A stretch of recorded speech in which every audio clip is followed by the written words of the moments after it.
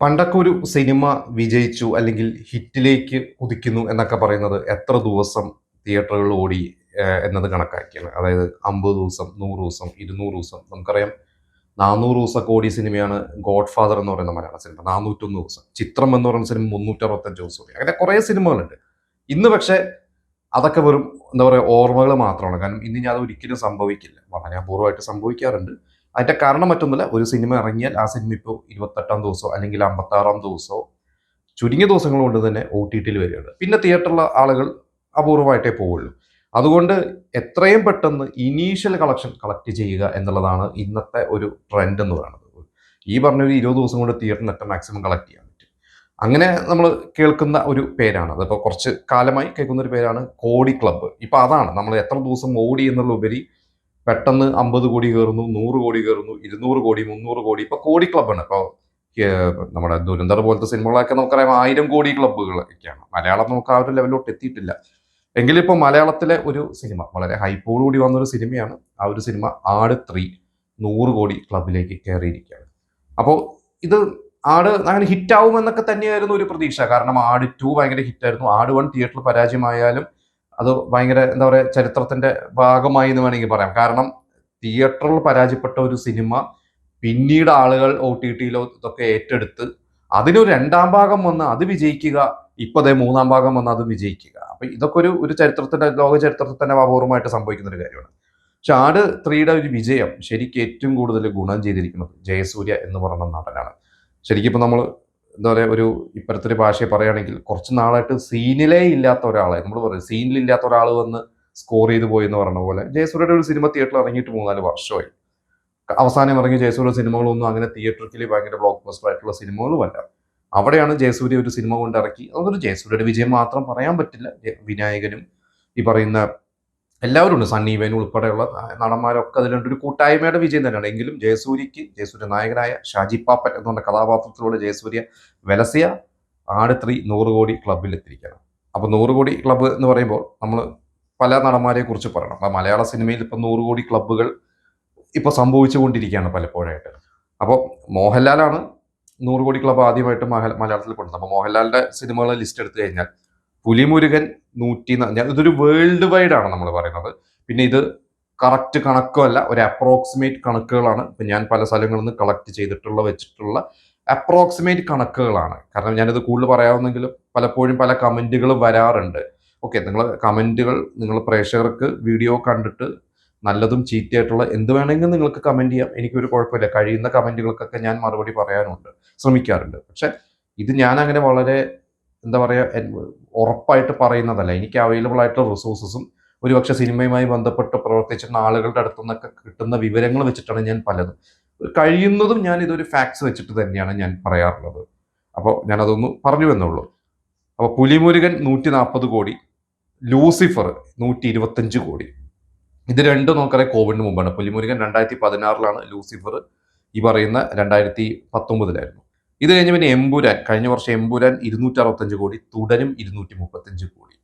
അതിൽ തുടരും ശരിക്കും കേരളത്തിൽ നിന്ന് തന്നെ 100 കോടി കളക്ട് ചെയ്തിട്ടുള്ള സിനിമയാണ്. അപ്പൊ എനിക്ക് തോന്നുന്നു ഈ പറയുന്ന എമ്പുരാനെ തുടരും വെച്ച് നോക്കുമ്പോൾ മോഹൻലാലിന്റെ ഏറ്റവും വലിയൊരു വിജയം ഞാൻ പറയും തുടരുമാണെന്ന് പറയും. കാരണം എമ്പുരാൻ പല സ്ഥലങ്ങളിൽ നിന്നൊക്കെ കൂടി കളക്ട് ചെയ്താണ്. കേരളത്തിനെക്കാട്ടും കൂടുതൽ കളക്ട് ചെയ്തിട്ടുള്ളത് പുറം രാജ്യങ്ങളിൽ നിന്നാണ്. എന്തായാലും മോഹൻലാലിന് ഈ പറയുന്ന 4 സിനിമകളാണ് പ്രധാനമായിട്ടും 100 കോടി ക്ലബിൽ എത്തിയിരിക്കുന്ന സിനിമകൾ. അത് 100 കോടിയും 200 കോടി ക്ലബിലോട്ടൊക്കെയാണ് മോഹൻലാലിന്റെ ഈ സിനിമകൾ കിടന്നിരിക്കുന്നത്. പിന്നെ പൃഥ്വിരാജിന് ആടുജീവിതമാണ് 160 കോടി. അത് കേരളത്തിൽ നിന്ന് മാത്രം ഏകദേശം 78-77 കോടി കളക്ട് ചെയ്തിട്ട സിനിമയാണ് ആടുജീവിതം. പൃഥ്വിരാജിന് ഒരു 100 കോടി ക്ലബ്ബ്. വേറെ സിനിമകളൊക്കെ പൃഥ്വിരാജിന് 100 കോടിക്ക് താഴെയാണ്. നമുക്കറിയാം എസ്രയേലും നിന്റെ മൊയ്തീൻ, അമർ ധോണി, കടുവ, ഇതൊക്കെ ഓടിയ സിനിമകളാണ്. കാപ്പ, ഇതൊക്കെ ഓടിയിട്ടുണ്ട്. പക്ഷെ അതൊന്നും 100 കോടി എത്തിയിട്ടില്ല. പിന്നെ ടൊവിനോന് 2 സിനിമകളാണ്. അതിലൊന്ന് അജയന്റെ രണ്ടാം മോഷണമാണ്. അജയന്റെ രണ്ടാം മോഷണം ലിസ്റ്റിൻ സ്റ്റീഫന്റെ തന്നെ പ്രൊഡ്യൂസ് ചെയ്ത ആദ്യത്തെ 100 കോടി ക്ലബിൽ കയറിയ ഒരു പടമാണെന്ന് ലിസ്റ്റിൻ സ്റ്റീഫൻ പറഞ്ഞതായിട്ട് എനിക്ക് ഓർമ്മയുണ്ട്. പിന്നെ 2018 എന്ന് പറഞ്ഞ പടമാണ്. അത് വേൾഡ് വൈഡ് 175 കോടി കളക്ട് ചെയ്ത സിനിമയാണ്. നമുക്കറിയാം അത് ഓസ്കാർ ലെവലിൽ വരെ അങ്ങോട്ട് എന്താ പറയുക അതിന്റെ പടി വരെ എത്തിയിട്ടുള്ള ഒരു സിനിമയായിരുന്നു. അത് പക്ഷെ നമുക്കൊരു ടൊവിനോ സിനിമയായിട്ട് മാത്രം പറയാൻ പറ്റുന്നതല്ല. അതിൽ കുഞ്ചാക്കോ ബോബനുണ്ട്, വിനീത് ശ്രീനിവാസനുണ്ട്, ആസിഫ് അലി ഉണ്ട്, ഒരുപാട് പേരുണ്ട്. എങ്കിലും അതിലൊരു നായകൻ എന്ന് പറയുകയാണെങ്കിൽ നമ്മൾ ഇന്നും ഓർക്കുന്ന പെട്ടെന്ന് മനസ്സിൽ വരുന്ന ടൊവിനോ തന്നെയാണ്. അപ്പൊ ടൊവിനോനും ഒരു 2 സിനിമകളാണുള്ളത്. പിന്നെ ഫഹദിന് ആവേശമാണുള്ളത്. 154 കോടിയാണ്. ആവേശം വൻ വിജയമായിരുന്നു. ഇതിലെ പകുതിയോളം കേരള ബോക്സ് ഓഫീസ് തന്നെയാണ് കളക്ട് ചെയ്തിരിക്കുന്നത്. പിന്നെയുള്ളത് മാർക്കോ, ഉണ്ണിക്കും 100 കോടിക്ക് മുകളിലാണ് മാർക്കോയും കളക്ട് ചെയ്തിട്ടുള്ളത്. കേരളത്തിൽ വമ്പൻ കളക്ഷൻ ആയിരുന്നു. അത് ശരിക്കും മാർക്കോനെ കുറിച്ച് പറയണമെങ്കിൽ നോർത്ത് ഇന്ത്യയിൽ പല സംസ്ഥാനങ്ങളിലും ഏറ്റവും കൂടുതൽ കളക്ട് ചെയ്തിട്ടുള്ള ഒരു മലയാള സിനിമയാണ്. എനിക്കൊരു മാർക്കോന്റെ ഡബ് വേർഷൻ അവിടെ ഹിന്ദിയിലൊക്കെ ഒരുപാട് കളക്ട് ചെയ്തിട്ടുണ്ട്. പിന്നെ ഉള്ളത് നസ്ലിനാണ്. നസ്ലിൻ ഇപ്പോഴത്തെ ഏറ്റവും യങ് ഹീറോ. നസ്ലിന് 2 സിനിമകളാണ്. പ്രേമലു 135 കോടിയും ലോക 300 കോടി. ഇപ്പൊ ലോക ഒരു കല്യാണി പ്രിയദർശൻ പടമാണ്. നസ്ലിനെക്കാട്ടും ഒരു താരമൂല്യം കല്യാണിക്ക് ഒരു ഫീമെയിൽ ഓറിയന്റഡ് പടമാണ്. എങ്കിലും അതിന്റെ നായകൻ നസ്ലിനാണ്. അപ്പൊ നമുക്ക് പറയാം നസ്ലിനും 100 കോടി ക്ലബ് അല്ല, 100 കോടി അപ്പുറത്ത് 300 കോടി ക്ലബിലോട്ട്. എനിക്കൂടെ ലോകയാണ് മലയാളത്തിലെ ഏറ്റവും കൂടുതൽ കളക്ട് ചെയ്തിട്ടുള്ള സിനിമ. മലയാളത്തിൽ 300 കോടി കടന്ന ഒരു സിനിമ ലോകയാണ്. പിന്നെ പറയേണ്ട 2 പേരുകളാണ് നിവിൻ പോളിയും ദുൽഖർ സൽമാനും. അപ്പൊ ദുൽഖർ സൽമാനും 100 കോടിക്ക് അടുക്കൊക്കെ എത്തിയ ഒരുപാട് സിനിമകളുണ്ട്. 100 കോടി കടന്നൊരു സിനിമ എന്ന് പറയുന്നത് ലക്കി ഭാസ്കർ. ഒരു മലയാള സിനിമയല്ല, പക്ഷെ മലയാളത്തിലും ഡബ് ചെയ്ത് ഇറക്കിയിട്ടുണ്ടായിരുന്നു. അതിന് മുമ്പ് എനിക്കൊന്ന് സീതാരാമ, മഹാനടി പോലത്തെ സിനിമകളൊക്കെ ഉണ്ട്. 80 കോടിക്ക് 90 കോടിയൊക്കെ ആ റേഞ്ചിലൊക്കെ എത്തിയ. മലയാളത്തിൽ കുറുപ്പ് നല്ലോണം കളക്ട് ചെയ്തിട്ടുള്ളതാണ്. കുറുപ്പിനെ, ദുൽഖറിനെ കുറിച്ചൊക്കെ പറയേണ്ടത്, കുറുപ്പ് എന്നുള്ള സിനിമ കോവിഡിന്റെ ശേഷം തിയേറ്ററുകൾ ഓപ്പൺ ആയ ശേഷം ഒരു കുറിപ്പിലൂടെയാണ് വീണ്ടും തിയേറ്ററിലേക്ക് ആളെ എത്തിച്ചത്. അതന്ന് എനിക്ക് തോന്നുന്നു 50% ഒക്യുപ്പൻസിയിലേക്ക് ആയിരുന്നു അന്ന് തിയേറ്ററിൽ ഷോ കളിച്ചിരുന്നത്. അവിടുന്ന് ദുൽഖർ ആളെ കൊണ്ടുവന്നു എന്നുള്ള വലിയൊരു കാര്യം തന്നെയാണ്. അപ്പോൾ ദുൽഖറിന് ഉള്ളത് ലക്കി ഭാസ്കറാണ് ഉള്ളത്. നിവിൻ പോളിക്ക് സർവമായാണ്. ഇപ്പൊ നമ്മൾ ഈ പറയുന്ന ജയസൂര്യയെ കുറിച്ച് പറയുന്ന പോലെ സീനിലില്ലാത്തൊരു നടനായിരുന്നു നിവിൻ പോളി. ഒരു കാലത്ത് മലയാളത്തിൽ പ്രേമൊക്കെ ഇറങ്ങുന്ന സമയത്ത് ഒരു മോഹൻലാൽ കഴിഞ്ഞാൽ ഒരു എന്താ പറയാ അത്ര ടോപ്പ് ലെവലിൽ നിന്നിരുന്ന ഒരു നടനായിരുന്നു നിവിൻ പോളി. ആ നിവിൻ പോളി പിന്നീട് അങ്ങ് പരാജയപ്പെട്ട് അങ്ങ് ഫീൽഡ് ഔട്ട് ആയി എന്ന് ഒരാളുകൾ പറയുന്ന ഘട്ടത്തിൽ തിരിച്ച് സർവമായിലൂടെ വന്നത്. സർവമായും എനിക്കൊണ്ട് ഏകദേശം 150 കോടിയുടെ അടുത്തൊക്കെ വേൾഡ് വൈഡ് കളക്ട് ചെയ്തിട്ടുള്ള ഒരു സിനിമ തന്നെയാണ്. അതൊരു ഗംഭീരമായിട്ട് നിവിന് തിരിച്ചു വന്നു. അപ്പോൾ നിവിൻ പോളിക്കുണ്ട്. അപ്പൊ ഇത്രയും പറഞ്ഞ പ്രധാന നടന്മാർ. പിന്നെ നമുക്ക് ആസിഫ് അലി 100 കോടി ഇല്ലെങ്കിലും ഏകദേശം അതിന്റെ അടുത്തൊക്കെ ഉണ്ട്. നമുക്ക് ഇപ്പോൾ കിഷ്കിന്ദ കാണുമ്പോൾ രേഖാചിത്രമൊക്കെ 50 കോടിക്ക് മുകളിലൊക്കെ കളക്ട് ചെയ്തിട്ടുള്ള സിനിമയാണ്. പക്ഷെ 100 കോടി എത്താൻ ഇനിയും ആസിഫ് ഒന്നുകൂടി ശ്രമിക്കണം. പിന്നെ ഇപ്പൊ ഈ പറഞ്ഞ പേരുകളിൽ ഇല്ലാത്ത ഒരു പേര് എന്ന് പറയുന്നത് മമ്മൂട്ടിയാണ്. മമ്മൂട്ടിയുടെ ഒരു കളക്ഷൻ ഇപ്പൊ എടുത്തു നോക്കിയാൽ മമ്മൂട്ടിയുടെ ടോപ്പ് വേൾഡ് വൈഡ് കളക്ഷൻസ് എടുത്താൽ നമ്പർ 1 ഇപ്പോഴും നിൽക്കുന്നത് ഭീഷ്മർവാണ്, 88 കോടി. പിന്നെ കളങ്കാവൽ കഴിഞ്ഞ വർഷമാണെങ്കിൽ 82 കോടി, കണ്ണൂർ സ്കോഡ് 81 കോടി, ടർബോ 72 കോടി, ബ്രഹ്മയുഗം 58 കോടി. അപ്പൊ മമ്മൂട്ടിക്ക് എനിക്ക് തോന്നുന്നു 50 കോടി ക്ലബിൽ കടന്നത് ഒരു ബ്രഹ്മയുഗമാണ്. പിന്നെ ഈ പറഞ്ഞ പോലെ ബ്രഹ്മയുഗം മുതൽ അങ്ങോട്ടാണ്. ബ്രഹ്മയുഗമാണ് ഏറ്റവും ടോപ്പ് 5-ൽ 5-ാം സ്ഥാനത്ത് നിൽക്കുന്നത്. ടോപ്പ് 1-ൽ നിൽക്കുന്നത് ഭീഷ്മപർവമാണ്. അപ്പൊ ഇപ്പൊ സോഷ്യൽ മീഡിയയിൽ ട്രോളുകൾ വരുന്ന ഒരു കാര്യം, മമ്മൂട്ടീനെ ജയസൂര്യ കടത്തി വെട്ടി എന്നും പറഞ്ഞിട്ടാണ് ഇപ്പൊ കൂടുതൽ ട്രോളുകളും ഒരു ഫാൻ ഫൈറ്റും ഒക്കെ അവിടെ കിടന്ന് കളിച്ചുകൊണ്ടിരിക്കുന്നത്. നിങ്ങൾ പലരും അത് കണ്ടിട്ടുണ്ടോ? എന്തുകൊണ്ട് മമ്മൂട്ടിക്ക് ഇത്ര കാലത്ത് 100 കോടിയില്ല? അത് ശരിക്കും നമ്മൾ ചിന്തിക്കേണ്ട ഒരു കാര്യം തന്നെയാണ്. കാരണം ഇത്രയും നടന്മാർക്ക് 100 കോടിയുണ്ട്. മമ്മൂട്ടി എന്ന് പറഞ്ഞാൽ മലയാളത്തിന്റെ മഹാനടനാണ്, മെഗാസ്റ്റാറാണ്, എല്ലാം ആണ്. എന്തുകൊണ്ടിരിക്കും മമ്മൂട്ടിക്ക് ഒരു 100 കോടി കിട്ടുന്നില്ല? നമുക്കറിയാം ഇപ്പൊ മമ്മൂട്ടിയുടെ ഒരു പ്രീവിയസ് ഹിസ്റ്ററി എടുത്താൽ മമ്മൂട്ടി മോഹൻലാലും 80 മുതൽ മലയാള സിനിമയിലുള്ളതാണ്. ഒരുപാട് ഹിറ്റ് സിനിമകൾ അല്ലെങ്കിൽ മലയാളത്തിലെ നാഴികക്കല്ലായ സിനിമകളുടെ ഭാഗമായിട്ടുള്ള നടനാണ് മമ്മൂട്ടി. അപ്പൊ മമ്മൂട്ടിയുടെ കുറച്ച് സിനിമകളുടെ ലിസ്റ്റ് ഞാൻ പറയാം. അതിൽ ആദ്യം 82-ൽ മമ്മൂട്ടി അഭിനയിച്ച ഒരു സിനിമയാണ് ഈ നാട്. എന്നിട്ട് ഒരു മമ്മൂട്ടി സിനിമ എന്ന് പറയാൻ പറ്റില്ല, അതൊരു ഐ വി ശശി സിനിമയാണ്.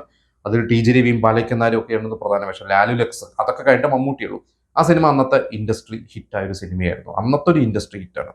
ഇത് കഴിഞ്ഞ് ന്യൂഡൽഹി എന്ന് പറഞ്ഞ സിനിമ, മമ്മൂട്ടി എന്ന് പറഞ്ഞ നടനെ അന്ന് ഫീൽഡ് ഔട്ടിന് വക്കിലെത്തിയ നടൻ തിരിച്ചു വന്നൊരു cinema, Joshi Dennis Joseph കൂട്ടിയിട്ടുള്ള New Delhi. അന്ന് 2 കോടി രൂപയായിരുന്നു അന്ന് ആ സിനിമയുടെ കളക്ഷൻ എന്ന് പറഞ്ഞാൽ. അന്നൊക്കെ നമുക്കറിയാം ഒരു ചെറിയ രൂപയുള്ളൂ സിനിമയ്ക്കൊക്കെ ടിക്കറ്റ് ചാർജൊക്കെ. ന്യൂഡൽഹി 2 കോടി രൂപ അന്ന് കളക്ട് ചെയ്ത അന്ന് ഇൻഡസ്ട്രി ഹിറ്റായിരുന്നു. അതുവരെയുള്ള മലയാള സിനിമയുടെ അതിന് തൊട്ട് മുമ്പ് എനിക്കൊണ്ട് രാജാവിന്റെ മകനൊക്കെ ഇൻഡസ്ട്രി ഹിറ്റായിരുന്നു തോന്നുന്നു. അതിനെ കടത്തി വെട്ടിയ സിനിമ ന്യൂഡൽഹി. പിന്നീട് വർഷങ്ങൾ കഴിഞ്ഞ് 95 എന്ന് പറഞ്ഞ വർഷം ദി കിങ് എന്ന് പറയുന്ന സിനിമ ഇൻഡസ്ട്രി ഹിറ്റായിരുന്നു. അന്നൊന്നും പിന്നെ ഈ പറഞ്ഞ പോലെ 100 കോടിയൊന്നല്ല, എനിക്ക് തോന്നുന്നു 10 കോടി ക്ലബൊക്കെ കിടന്ന ഒരു സിനിമയായിരുന്നു കിങ്. അതിന്റെ എക്സാക്ട് കണക്ക് ഇപ്പം എൻ്റെ കയ്യിലില്ല. പിന്നെ 2005-ൽ ഈ കിങ് ഇറങ്ങി 10 വർഷം കഴിഞ്ഞ് 2005-ൽ രാജമാണിക്യം എന്ന് പറയുന്ന ഒരു സിനിമ.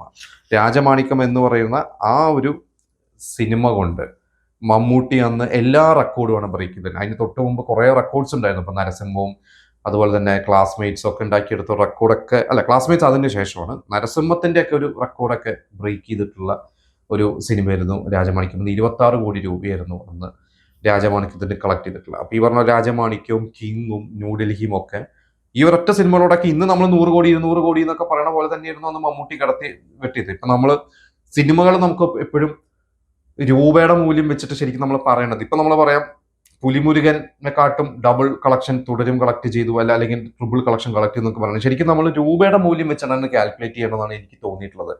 കാരണം 80കളിൽ 1 കോടി എന്ന് പറഞ്ഞു കഴിഞ്ഞാൽ ഇന്നതൊരു 1000 കോടിയുടെ മൂല്യമുണ്ട്. അപ്പൊ നമ്മൾ എപ്പോഴും രൂപയുടെ മൂല്യം കൂടി കണക്കാക്കണം. പക്ഷെ നമുക്ക് അങ്ങനെ ഒരു എന്താ പറയാ പാരാമീറ്റേഴ്സ് വെച്ചിട്ടല്ല ഇപ്പൊ നമ്മൾ ഇതൊന്നും അളക്കുന്നത്. എന്നാൽ നമ്മൾ പറഞ്ഞു വന്ന സീനിലെ ഇല്ലാതിരുന്ന എനിക്ക് തോന്നുന്നു സ്വന്തമായിട്ട് ഒരു 50 കോടി ക്ലബ്ബ് പോലും ഇല്ലാതിരുന്ന ഒരു ജയസൂര്യ. എനിക്ക് തോന്നുന്നു ആട് 2 അത്യാവശ്യം കുറച്ച് കളക്ട് ചെയ്തിട്ടുണ്ട്. ആട് 2 എനിക്ക് തോന്നുന്നു 35 കോടിയാണ് ആട് 2 കളക്ട് ചെയ്തിരിക്കുന്നത്. പിന്നെ അമറക് ബന്ധോണി, അത് ജയസൂര്യ പടം എന്ന് പറയാൻ പറ്റില്ല, പൃഥ്വിരാജും എല്ലാവരും കൂടിയുള്ള ഒരു പടമാണ്. എന്നാലും ജയസൂര്യ ഒറ്റയടിക്ക് ഇപ്പോൾ 100 കോടിയിലേക്ക് എന്താ പറയാ ഒരു ചാട്ടം അങ്ങ് ചാടിയിരിക്കുകയാണ്. അപ്പോൾ ഇപ്പൊ ഈ പറഞ്ഞ പോലെ കോടി ക്ലബ്ബ് കയറിയ സിനിമകൾ നിങ്ങൾ എടുത്തു കഴിഞ്ഞാൽ മെജോറിറ്റി സിനിമകളും തിയേറ്ററിക്കൽ സിനിമകളാണ്. ഇപ്പൊ ഇതിൽ നമുക്ക് അങ്ങനെ ഒരു ഭയങ്കര സീരിയസ് മൂഡിലുള്ള ഒരു ആടുജീവിതം മാറ്റി നിർത്തി കഴിഞ്ഞാൽ മറ്റു സിനിമകൾക്കൊക്കെ ഒരു ത്രില്ലർ മൂഡോ അല്ലെങ്കിൽ ഒരു ഭയങ്കര തിയേറ്ററിൽ എൻജോയ് ചെയ്യാൻ പറ്റുന്ന ഒരു ഓളം സിനിമകളാണ്. ഓളപ്പടം എന്ന് നമ്മൾ പറയും. അത്തരത്തിലുള്ള സിനിമകളായിരുന്നു മമ്മൂട്ടിക്ക് എന്നും കളക്ട് ചെയ്തിരുന്നത്, കിങ് ആയാലും രാജമാണിക്കായാലും ഒക്കെ. പക്ഷെ മമ്മൂട്ടി ഇന്ന് ചെയ്യുന്ന സിനിമകൾ ഇപ്പൊ നമുക്കറിയാം നൻപകലും പ്രേമയോഗവും ഒക്കെ പോലത്തെ സിനിമകളൊക്കെ മമ്മൂട്ടി ഞെട്ടിക്കുന്നുണ്ട്. പക്ഷെ എനിക്ക് തോന്നുന്നു ഒരു 100 കോടിയൊക്കെ കിടക്കണമെങ്കിൽ അല്ലെങ്കിൽ ഒരു ഭയങ്കര ഒരു കിടക്കണം മമ്മൂട്ടി നല്ല ഒരു അടിപൊളി ഇതിലൊരു മാസ് പടം എന്ന് പറയുകയാണെങ്കിൽ നമുക്ക് എടുത്തു പറയുകയാണെങ്കിൽ ഒരു ഭീഷ്മ പറയുള്ളൂ. അത് തന്നെയാണ് ഇപ്പൊ മമ്മൂട്ടി ടോപ്പായിട്ട് നിൽക്കുന്നത്. പക്ഷെ കുറച്ചും കൂടിയും ഒരു ഡോസ് ഉള്ള നല്ല ഒരു രാജമാണിക്കൊക്കെ പോലത്തെ സിനിമകൾ മമ്മൂട്ടി ചെയ്തു കഴിഞ്ഞാൽ ഞാൻ പറഞ്ഞു ഇവരൊക്കെ മമ്മൂട്ടിക്ക് സൈഡാക്കാൻ പറ്റും. അത് മമ്മൂട്ടി അങ്ങനെ ചിന്തിക്കേണ്ടതാണ്. ഈ പറഞ്ഞ പോലെ ഫിലിം മേക്കേഴ്സ് മമ്മൂട്ടി ചിന്തിക്കുന്നത് ശരിയാണ്. മമ്മൂട്ടി എന്ന് പറഞ്ഞൊരു നടൻ പ്രായത്തിനനുസരിച്ചിട്ടുള്ള വേഷങ്ങൾ ചെയ്യണം, മമ്മൂട്ടി ഞെട്ടിക്കണം, ലോക സിനിമയെ ഞെട്ടിക്കുന്ന നടനാണ് മമ്മൂട്ടി, ഒക്കെ കറക്റ്റാണ്. പക്ഷെ ഈ പറഞ്ഞ ട്രോളുകളൊക്കെ മാറണമെങ്കിൽ മമ്മൂട്ടി ഇതൊന്നും ചെയ്താൽ പോരാ. മമ്മൂട്ടി നല്ല ഒരു ആഘോഷ സിനിമ തന്നെ ചെയ്ത് തിയേറ്ററിലോട്ട് ആളെ വരുത്തിച്ച് റിപ്പീറ്റ് ഓഡിയൻസിനെ നമുക്ക് രാജമണിക്കൊക്കെ നമുക്കറിയാം റിപ്പീറ്റ് ഓഡിയൻസ് ആണ് വിജയിപ്പിച്ചിട്ടുള്ളത്. അന്ന് രാജമണിക്കും 26 കോടി എന്ന് പറഞ്ഞാൽ ഇന്നൊരു 260 കോടിയുടെ മൂല്യമുണ്ട് അതിനൊക്കെ. അപ്പോൾ ആ ഒരു രീതിയിൽ മമ്മൂട്ടി അങ്ങനെ ശക്തമായിട്ടുള്ള ഒരു സിനിമ ചെയ്ത് ഈ ട്രോളുകളെയൊക്കെ മമ്മൂട്ടി അതിജീവിക്കും എന്ന് തന്നെ നമുക്ക് പ്രതീക്ഷിക്കാം.